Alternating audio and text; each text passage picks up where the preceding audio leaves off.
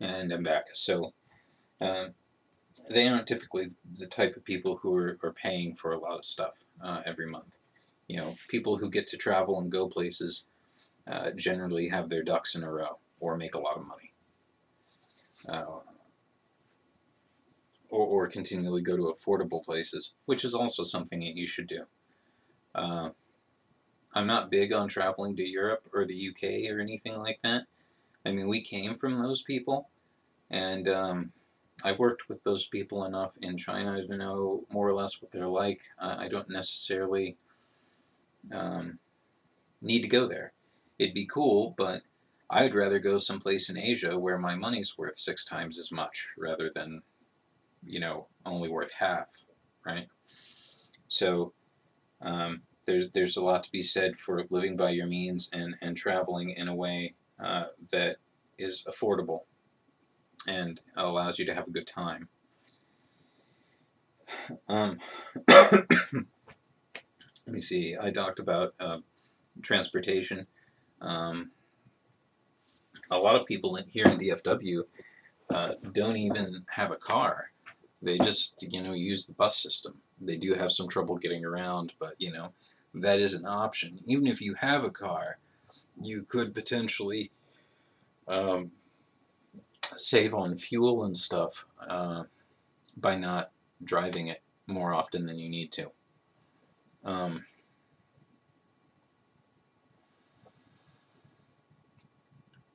um,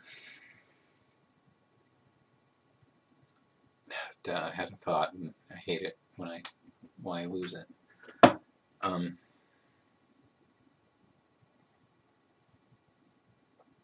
well, uh, there are of course other ways to live cheaply as well, but really, I guess what it comes down to is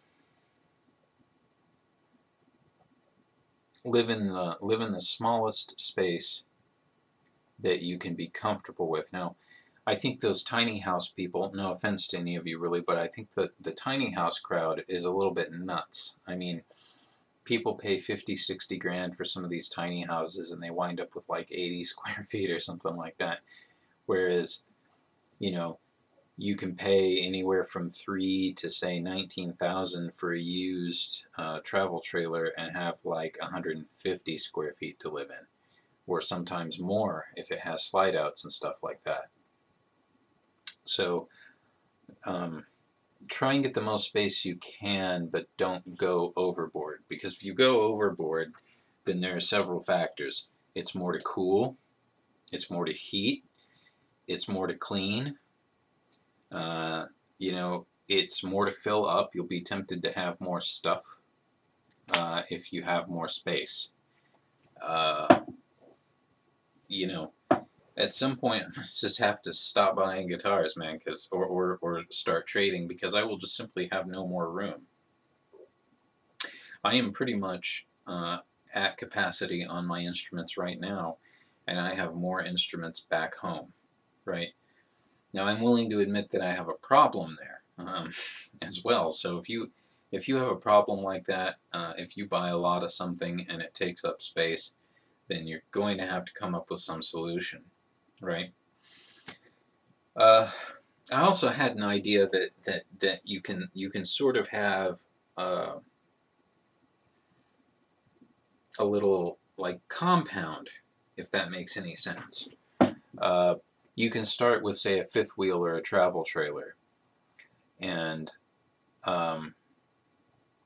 live on a lot until you get that paid off. Now, this does take years, okay? So, unless of course you can find ways to double pay for things, it still might take years, but you'll get it cut down, right? The main thing is to get the monthly into a situation where you can afford it, right?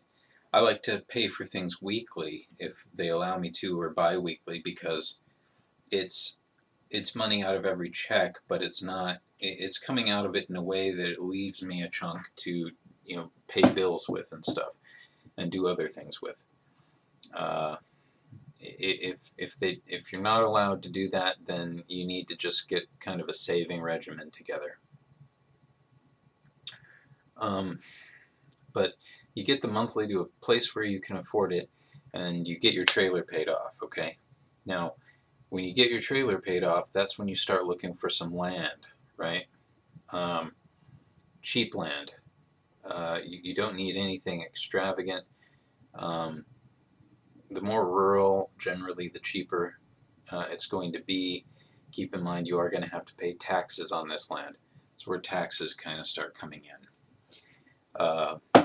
And when you're in the process of buying your trailer or whatever you're going to do, there you might have to carry insurance on it for the time you're paying on it and stuff like that as well, just like a new car, right? Or a car you haven't paid off yet.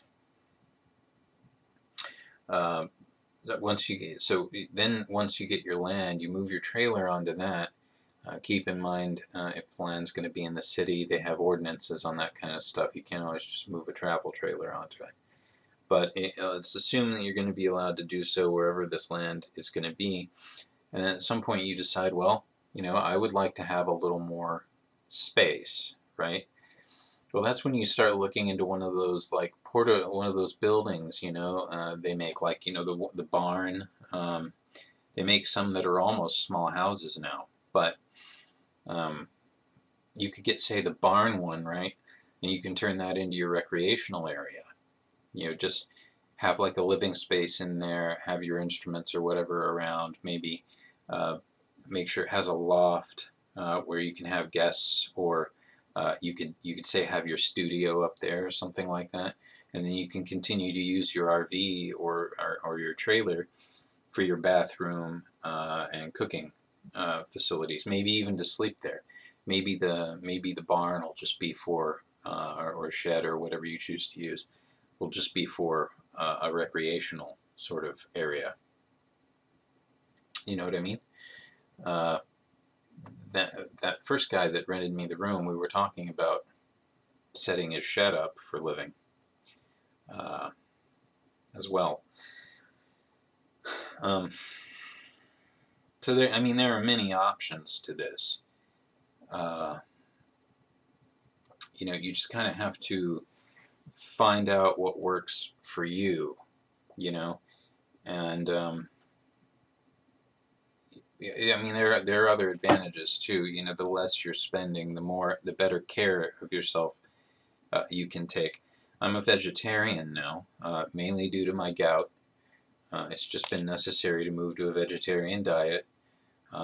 Now there are some times when I have to cheat, like if I'm at work and I only have a few minutes and I have to get something from McDonald's and I can't afford the fish sandwich, I might get a McChicken or something like that. But that's like few and far between, a few times a month at most. But I generally only eat non-GMO organic because I can kind of afford to do so now, and I've felt a lot better since doing so. So there are going to be other advantages to going minimal, right? It might take a while for them to be apparent, but they'll be there. Now you probably will get cagey, okay? And you do need to be able to live in a small space. If you get easily claustrophobic, then this might not be the lifestyle for you. But if you can live in a small space, anybody's going to get cagey now and then. You just go outside, Don't be like sitting inside playing video games all the time. This lifestyle will kind of get you out of the house some.